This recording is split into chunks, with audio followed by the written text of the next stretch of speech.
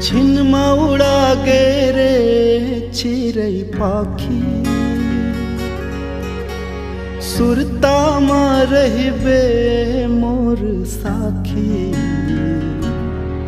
तोर चेहरा झूले रे आखी आखी, तोर चेहरा झूले रे आखी आखी। छिनमा उड़ा गे रे चिरै पाखी, सुरतामा रहिबे मोर साखी। तोर चेहरा झूले रे आखी आखी, तोर चेहरा झूले रे आखी आखी।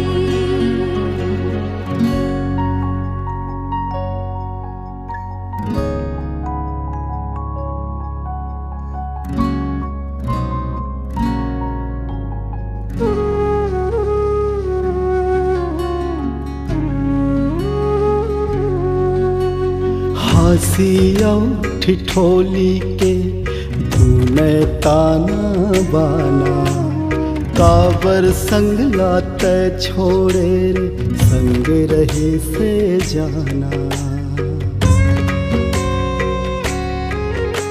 मनावत हाँ मैं तोला उठ जा काबर रिसाना। संगी बिना बैरी लागे ये सगरी जमाना। करम गति कैसे हो गे राम रची राखी, सुरतामा रहिबे मोर साखी। तोर चेहरा झूले रे आखी आखी, तोर चेहरा झूले रे आखी आखी।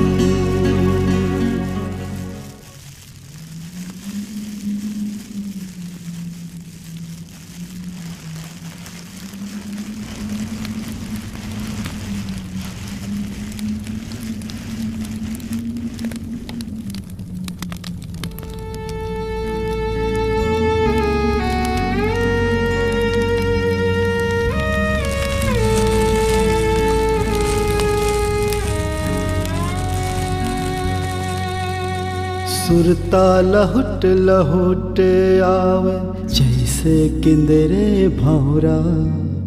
जुच्छा लागे दुनिया कैसे कैसे उठे कौरा।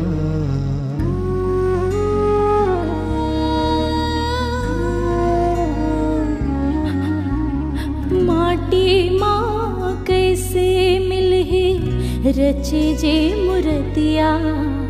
देखे मन माढ़े नहीं हंस मुख सुरतिया। हमर सुरता मात ही रहिबे साखी। तोर चेहरा झूले रे आखी आखी, तोर चेहरा झूले रे आखी आखी। तोर चेहरा झूले रे आखी आखी।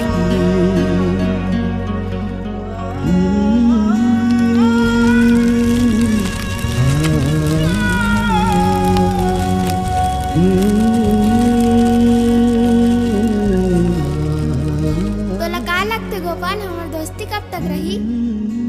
अरे मरते दम तक रही यार।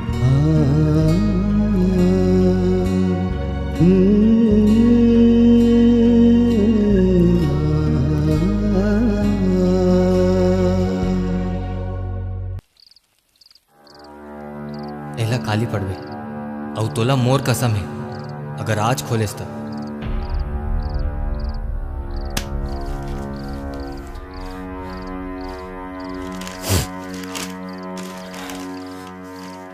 किशन, मोर भाई मोल माफ कर बे यार। आधा रास्ता में छोड़ के जावत हूँ, का करो यार। तोर खिलाफ तो जा नहीं सकूँ और अपन आँखी के सामने में माँ बाप भाई के बर्बादी भी नहीं देख सकूँ। ओकर सेन सिर्फ अपन भाई के जमीन ला अपन नाम नहीं करे है, ओला मरवाए घलो खे। ओकर सच्चाई ला सबके सामने लावे भाई। ए चुनाव ला जीत के ओकर साम्राज्य ला खत्म करना है तोला। और मोर माँ और बाबू के ख्याल रख बे रे। ये सब ला मैं तोर ऊपर छोड़ा तो कत्ती का कन सपना देखे रहे रे भाई। खैर छोड़ भाई, ए नहीं था अगले जन्म में फिर मिलबो। तब तक ते अपन ख्याल रख बे। तोर भाई गोपी। गोपाल तेरे काबर करस मोर भाई, मैं तो कभी माफ